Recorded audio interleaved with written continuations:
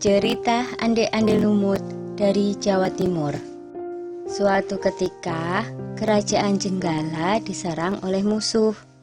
Ketika perang semakin sengit, permaisuri raja yang bernama Putri Dewi Sekartaji melarikan diri dan bersembunyi ke sebuah desa yang jauh dari Jenggala. Untuk menjaga keselamatannya, ia menyamar sebagai gadis kampung. Dewi Sekartaji tinggal di tempat Nyai Intan. Nyai Intan adalah seorang kaya yang mempunyai 3 putri, yaitu Kelenteng Abang, Kelenteng Ijo, dan Kelenteng Biru. Oleh Nyai Intan, Dewi Sekartaji diangkat anak dan diberi nama Kelenteng Kuning. Setelah keadaan di kerajaan Jenggala kembali tenang dan aman, sang pangeran mencari jejak istrinya.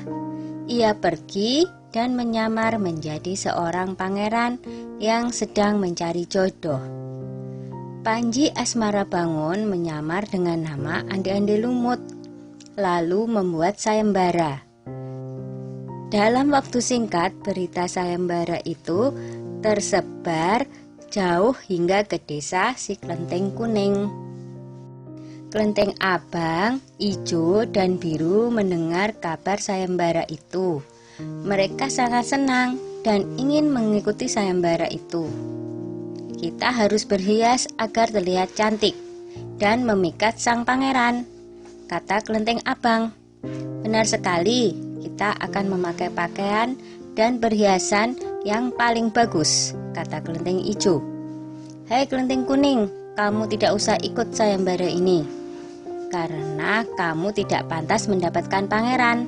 Lebih baik kamu mencuci baju di sungai, perintah Kelenteng Abang sinis.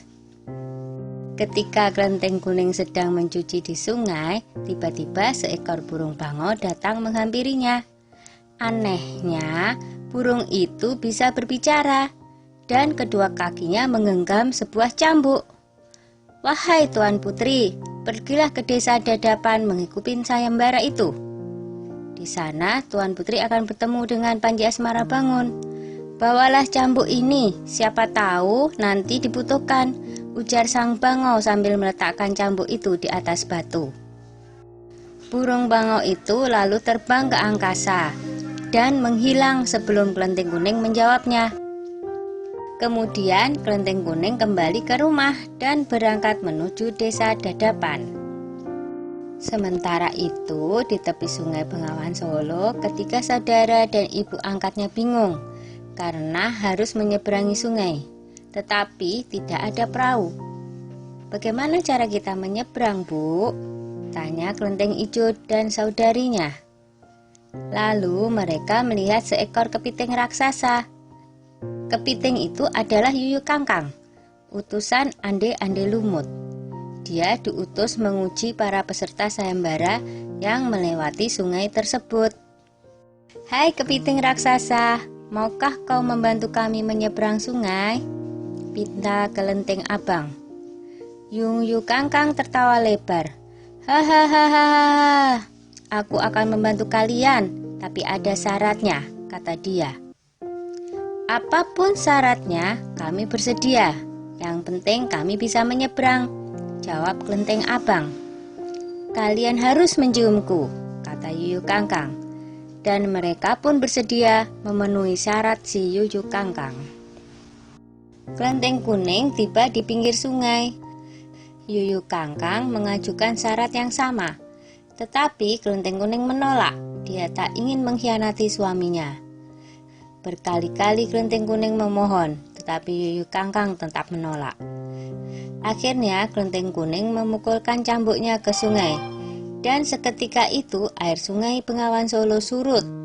Melihat itu, Yuyu Kangkang ketakutan dan segera menyeberangkan Kelenteng Kuning, bahkan mengantarnya sampai ke desa Dadapan.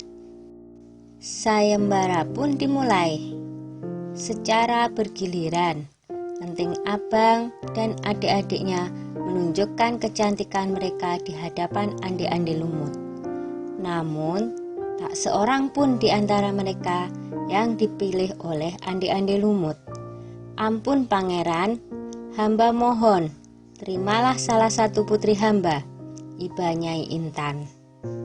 Ande-Ande Lumut menjawab, wahai Nyai Intan, ketahuilah, aku tidak bisa memilih seorang pun dari putrimu, karena mereka telah mencium si Yuyu Kangkang. Sambil menunjuk kelenteng kuning, pangeran melanjutkan, aku memilih gadis ini karena dia telah lulus ujian, tidak mau mencium si Yuyu Kangkang. Nyai Intan dan ketiga putrinya baru sadar bahwa mereka ditolak oleh Ande-Ande Lumut karena tidak lulus ujian. Kemudian Ande-Ande Lumut membongkar penyamarannya dan mengatakan bahwa dia adalah Panji Asmara Bangun. Kelenteng kuning sangat bahagia karena bertemu lagi dengan suaminya. Sudah ya cerita Ande-Ande Lumutnya. Jumpa lagi. Ande-Ande Lumut menjawab,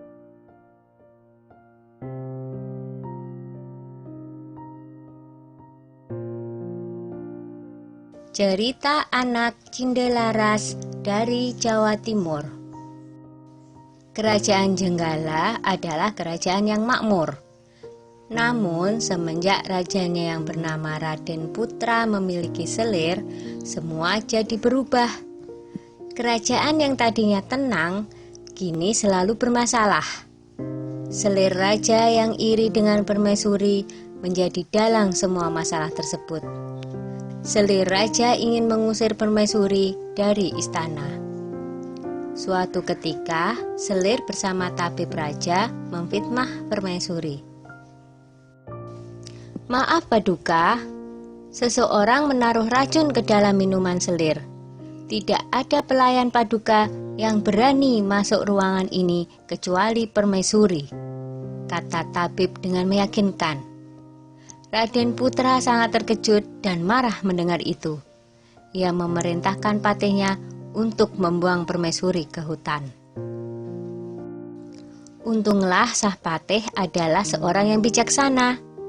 Ia sebenarnya tidak tega meninggalkan permaisuri yang sedang mengandung sendirian di hutan.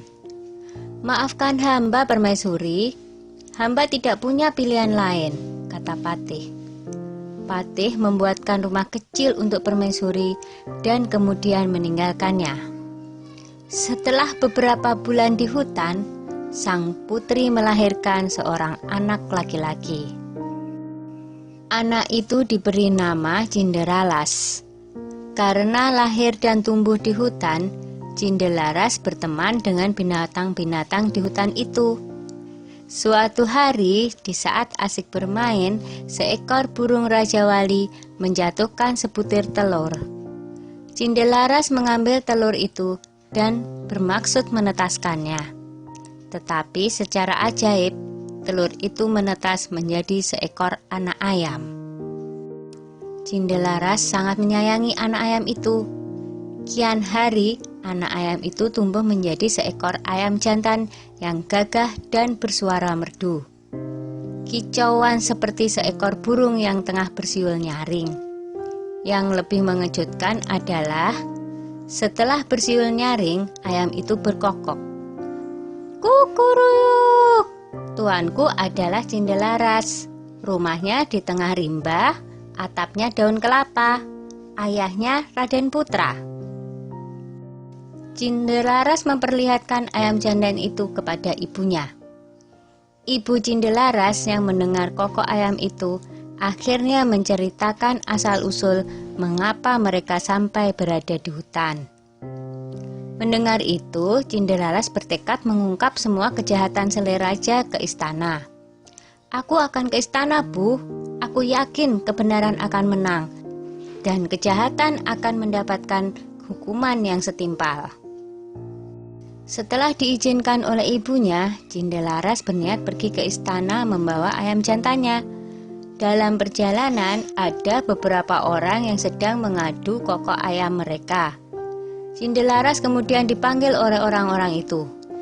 Ayo, kalau berani, Adulah kokok ayam jantanmu dengan ayamku. Ayam siapa yang paling keras suaranya?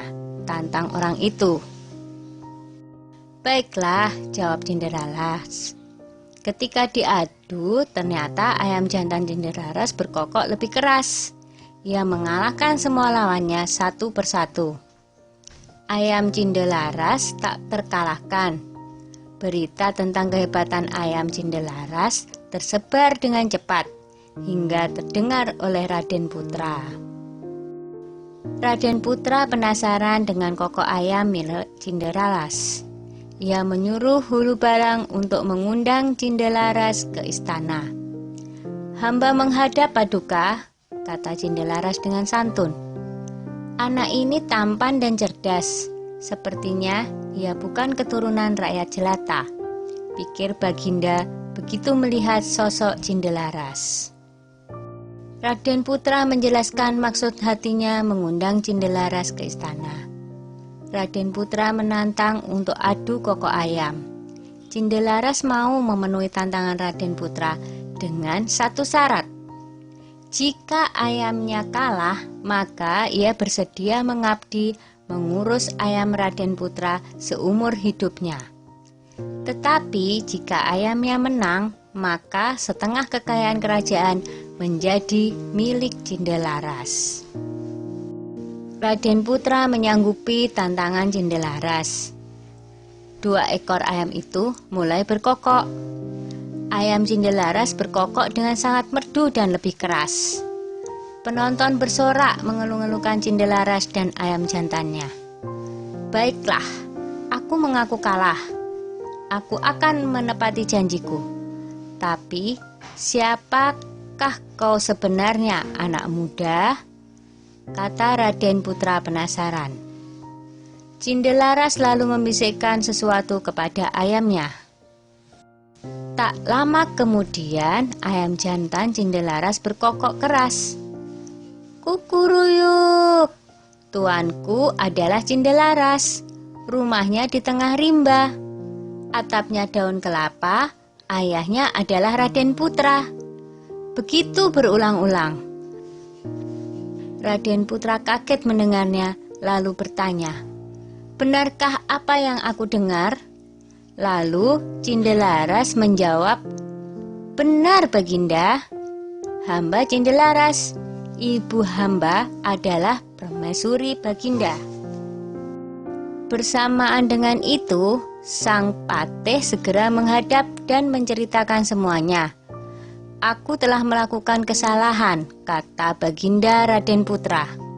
"Aku akan memberikan hukuman yang setimpal pada selir dan tabibku yang bersekongkol dengannya," lanjut Baginda dengan murka. Kemudian selir pun dibuang ke hutan. Raden Putra memeluk anaknya dan meminta maaf atas kesalahannya selama ini. Raden Putra dan Hulu Balangnya segera menjemput permaisuri di hutan. Akhirnya Raden Putra, permaisuri, dan Cinderalas berkumpul kembali. Setelah Raden Putra tiada, Cinderalas menggantikan kedudukan ayahnya dan memerintah dengan adil dan bijaksana. Dah ya cerita Cindelarasnya. Jumpa lagi.